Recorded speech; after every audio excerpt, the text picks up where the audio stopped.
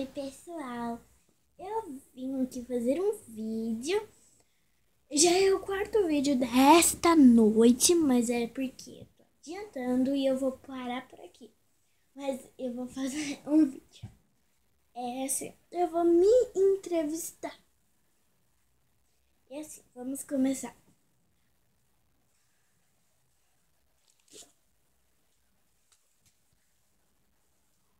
Qual o seu nome completo? Amanda Caroline Soares Nascimento. Idade: 10 anos.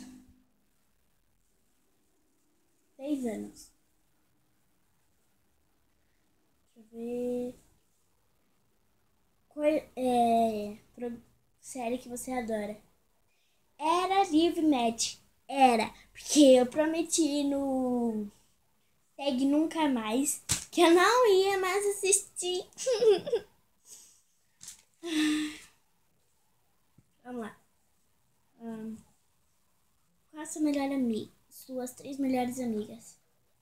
Luana, Júlia e Karine. Beijão pra vocês 3.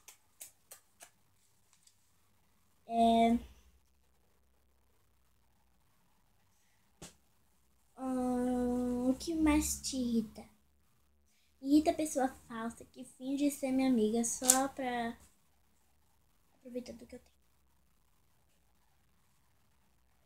Pra aproveitar que eu tenho. Isso não, eu odeio.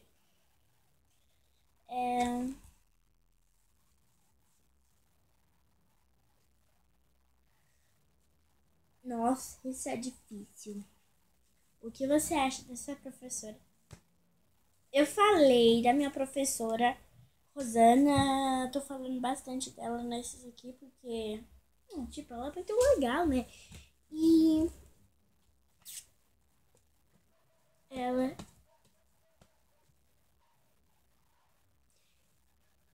ensina do jeito que nenhuma professora já me ensinou.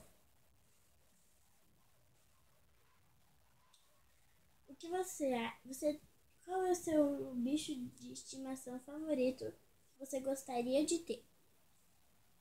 Eu gostaria de ter um cachorrinho. Quer dizer, um cachorrinho não. Eu já tenho um cachorro, né? Mas tá lá na casa da minha tia. Eu quero ter um cachorrinho aqui na minha casa. Eu tenho o Toby lá na casa da minha tia. Aqui.